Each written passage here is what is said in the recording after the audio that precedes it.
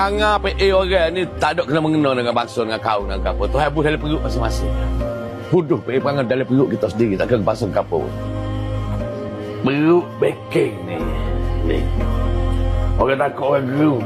Masa dia baik tu, masa dia tak kakuh orang. Dia tani dengan tuan dia, atau orang tu. Tapi kalau dia beruk putih, kakuh dia tengok orang tu, orang pakak mati. Orang pakak lah pitah katuk. Putih kapur, ramai-ramai pakak pitah katuk. Beruk tu lari tu tengok kapur, orang hambak lagi. Jangan jadi sebuah beruk backing lah kita. Ini Mufti Perlis.